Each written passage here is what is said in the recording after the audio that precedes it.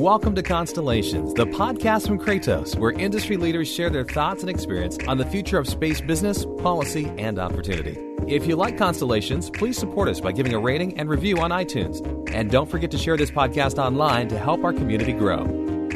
Welcome to Constellations, the podcast from Kratos. My name is John Gilroy, and I will be your moderator. Our guest today is Dallas Kasaboski, a consultant from NSR, or we call it Northern Sky Research. Today, we'll talk about the emergence of software-defined satellites and the massive growth opportunity being driven by the need to be more flexible in the market. Software-defined satellites are projected to be an $86 billion cumulative revenue opportunity by decade's end. Whew, what a number. This is all according to Northern Sky Research, NSR's recently released report on the topic. During this episode, we welcome Dallas Kasaboski, a consultant from NSR, to discuss the global demand for software-defined satellites, the applications that will benefit the most from this capability, the implications for the ground segment, the key players in the industry, and crystal ball time, the outlook for the future. As the co-author of the recent NSR report entitled Software-Defined Satellites, Dallas is well qualified to speak on this topic. His areas of expertise at NSR cover Earth observation, flat panel antennas, satellite constellations, space tourism,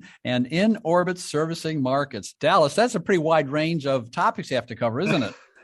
Yeah, they've moved me around quite a lot at NSR. Lots of interesting topics. Wow, a lot of hardware here, but space tourism, that's kind of the curveball in there.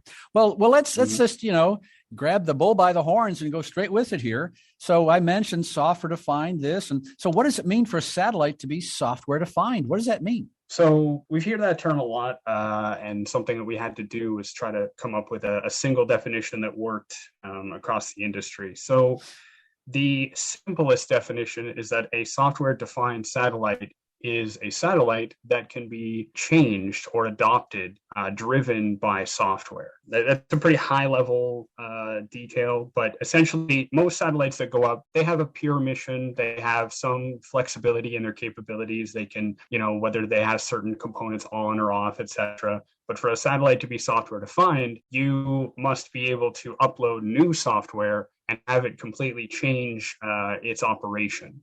Now, this is something we might talk about in a later question, but it depends on application as to how the satellite is defined. So at a high level, if you can completely change your satellite's mission based on new software, then it's likely that your satellite is software defined. Dallas, I think you're in Europe now, but there are data centers all over the world, Microsoft, Amazon, and they regularly do updates in remote centers all the time. So I don't think this is really an earth-breaking concept in terms of satellites, but some people may find it kind of original in the satellite world here. So a software-defined satellite really is just kind of applying a lot of things that have worked consistently on the Earth to different types of hardware. Definitely is. You'll find that the space is hard, right? And one of the reasons that it is because in order to make a change for something that happens in space, it's difficult. You're not there. There's a lot of other considerations. So yeah, in one way, this is just satellites catching up to the terrestrial space in one way. Okay, so we got software-defined satellites. Great. So is there any demand for it, or how much demand is there for software-defined satellites in GEO and non-GEO? Yeah, so I'll answer both. First question again, and the second one. In the communication space, for example, there are specific requirements for a satellite to be software defined. It has to be able to, so communication satellites, right? If you imagine them as, depending on your listeners' viewpoint, GEO satellites are usually kind of fixed. They have wide or spot beams that are focusing on one area of the Earth. One aspect of software defined satellites is that they can steer those beams. Another one is they have some kind of digital channelizer, some kind of internal ability to cut the beam up, reprioritize it, refocus it in a different way. And the third is that they have some ability to change their onboard power or spectrum.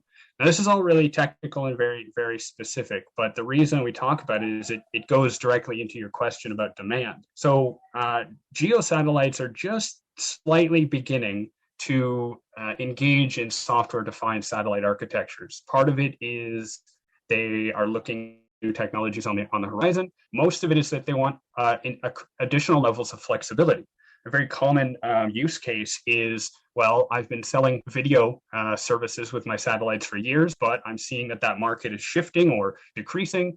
I'm not quite ready to switch over to something entirely new. So I want the ability to start with video, then maybe in a few years shift to another type of application. So we're seeing that as a growing use case. And as such, in geo, we're seeing it's roughly a 50-50 split between something that is bent pipe, which is non-software defined, it's not that flexible, it's rather traditional, versus something that has any level of flexibility, whether it's just steerable beams or all the way down to, power and spectrum configuration, digital channelization, and so on. In non-geo, the story is very different.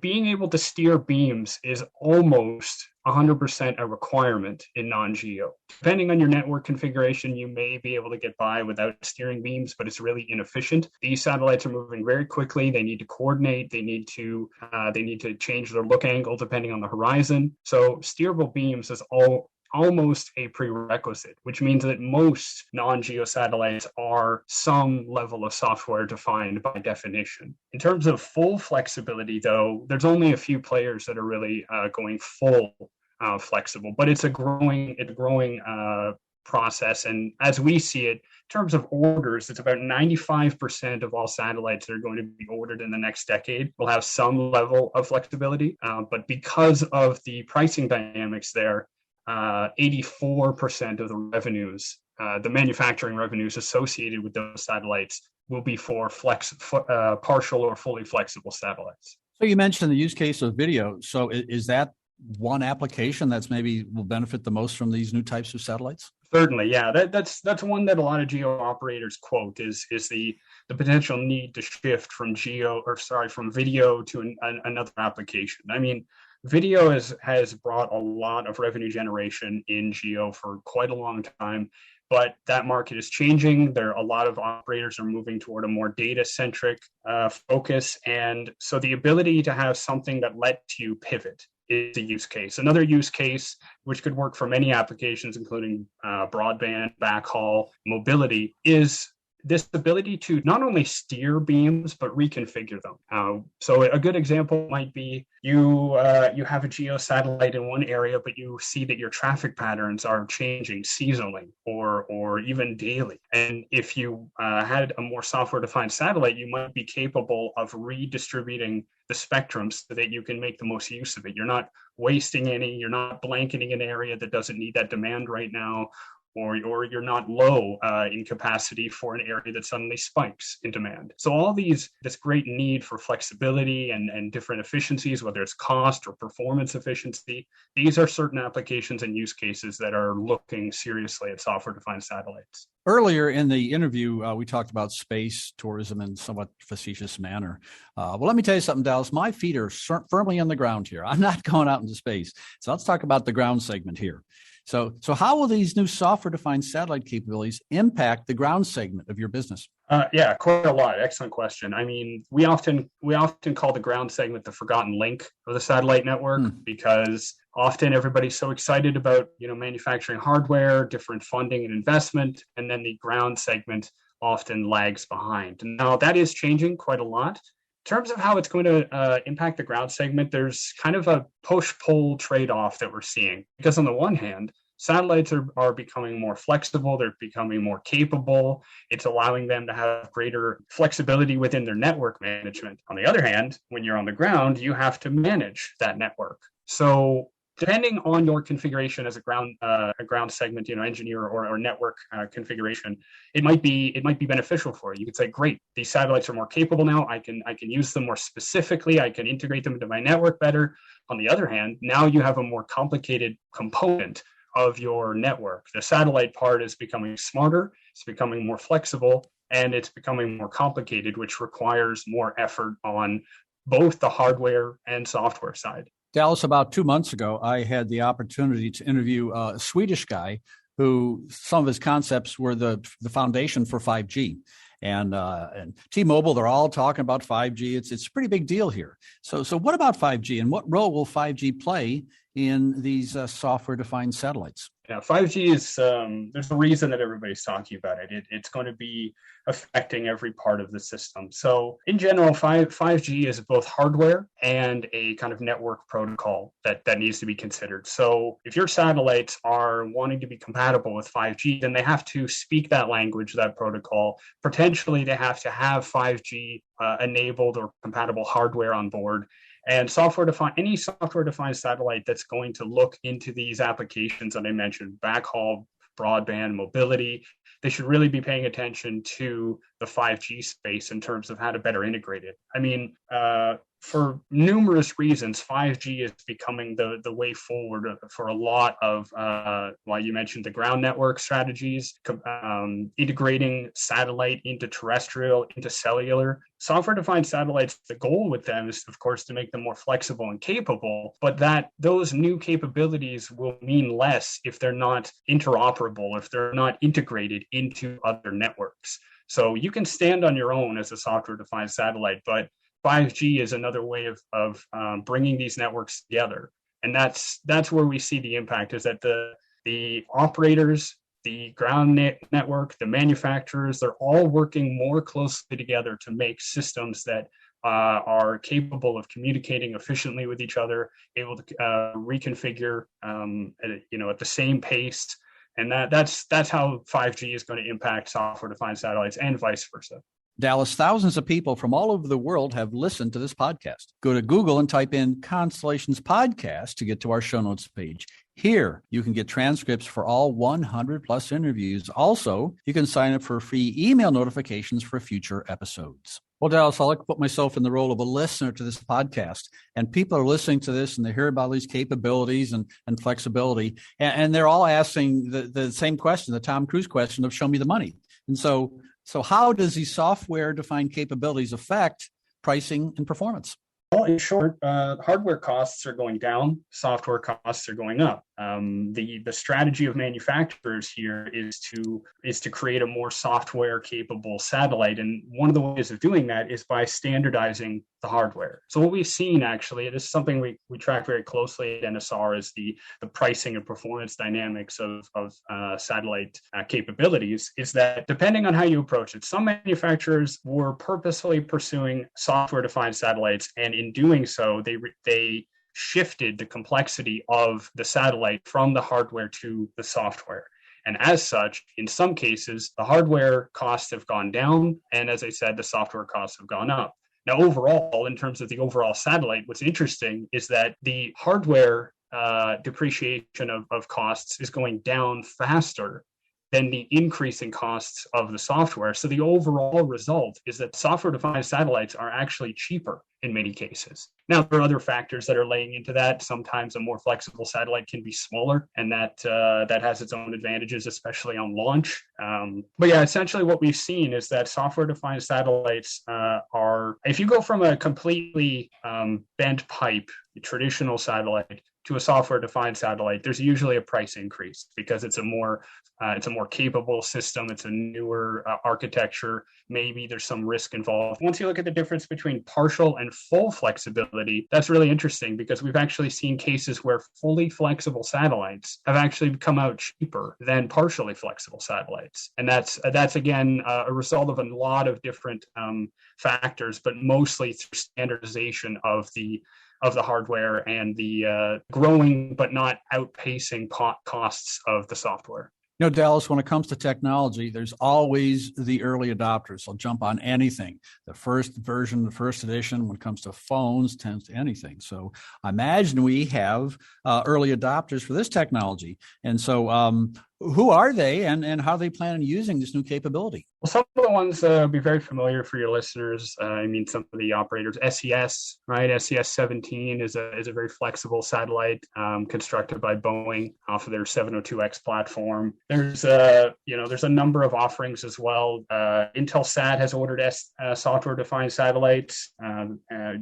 believe those are based off of Airbus's OneSat platform. You've also seen a lot of orders recently from Astronis and the new satellites that are going in that direction. So in GEO, these are some of the players that are really jumping on board kind of early. But we've also seen some from Eutelsat, Inmarsat as well. They're all seeing the same things. They're seeing Optus is another. They're seeing the need for flexibility in space. And again, maybe you don't handle that on the satellite itself. Maybe you handle that on the ground, or you do it through 5G protocols or something. But generally speaking, the capability is growing in satellites, and some of these operators are either taking risks or they're trying to mitigate risks by having some kind of bridging solution like we talked about earlier. Someone may be listening to this podcast and think that, well, it's across the board. Everyone in the world is all interested in software-defined satellites, but is there maybe a regional interest or certain areas it's more applicable to, or certain areas that maybe resist this? So from a regional perspective, who has this interest in software-defined networks? Yeah, it's a great question. So, regionally speaking, it's probably no surprise we're seeing a lot of interest from North America. We're seeing more orders from Europe and Asia.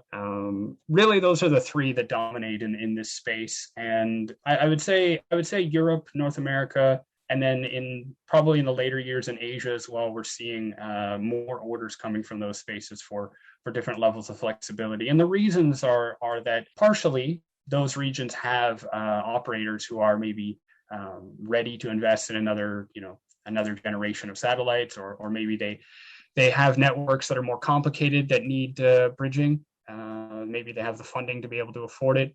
It's also because of that point I just mentioned about how they have a greater need for flexibility. I mean, depending on the region in Middle East or in Latin America, for example, some operators are more or less satisfied to be to have a traditional bent pipe solution. They're generally cheaper, they work very well, and maybe their levels of flexibility required are not substantial.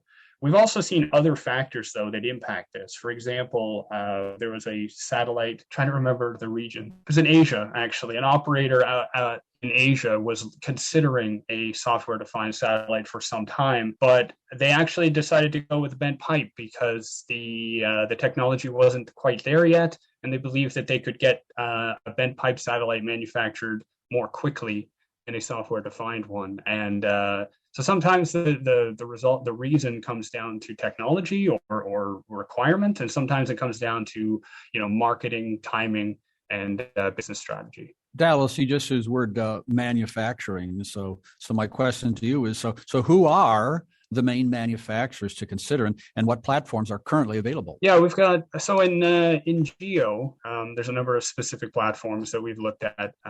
We actually started looking at that to try and get a better understanding of their capabilities and some of these definitions. So Airbus, I mentioned, they have their OneSat platform. Lockheed Martin has SmartSat. Thales Aerospace has Inspire. Boeing has their 702X platform, and there's a number of other variations kind of around that. But those are some of the main ones in GEO, especially Astronis. We just talked about that system.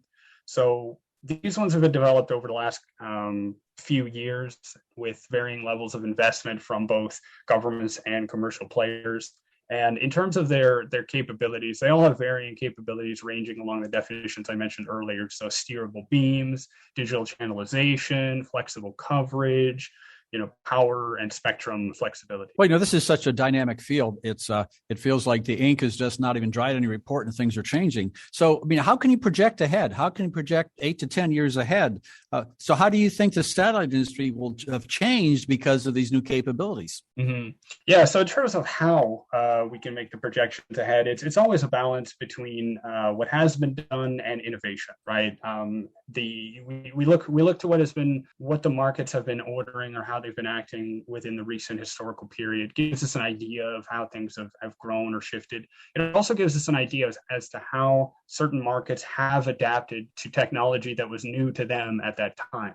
It gives us an idea of their adoption, their willingness to switch, the cost of adoption, et cetera. And then looking ahead, we have to gauge the the progress we believe that technology will develop, the progress that pricing will develop, different service offerings, and how disruptive or innovative that technology will be. How easy is it to adopt? I mean, we've talked about the great capabilities of software-defined satellites, but there's a reason that in GEO it's still a 50-50 process in terms of who's ordering bent pipe versus who's ordering software-defined.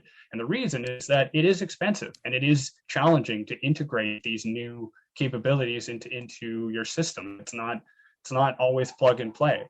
So in terms of how we see things going forward, we see GEO shifting toward a software-defined side of things, but not fully. Most of the orders we predict, we estimate will be in the partially defined, which for us means that they have one, but not all of those capabilities I mentioned earlier. For example, steerable beams is kind of the low-hanging fruit of software-defined satellites, and they require some level of software flexibility on the satellite. An operator who wishes to maybe be able to change their direction of their spectrum based on different market changes, they might go for a bent pipe plus steerable beams that have a slightly partial satellite. In non-GEO, though, we also see partial flexibility as the key. And the reason is that a lot of players don't need full flexibility, especially for a constellation that they're going to have to replenish in 5 or 7 or 10 years. So what they do is they make them as complicated or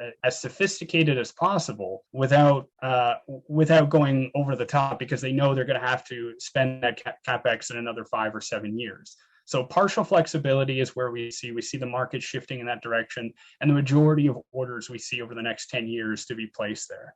Dallas, abstract concepts like software-defined satellites are very difficult to articulate, but I think you did a great job and you get a lot of information for our listeners. I'd like to thank our guest, Dallas Kasaboski, a consultant from NSR. Thank you very much for having me. I'm happy to speak here today. Thanks for listening to Constellations, the podcast from Kratos. If you like this interview, please subscribe, tell a friend, and give us a review.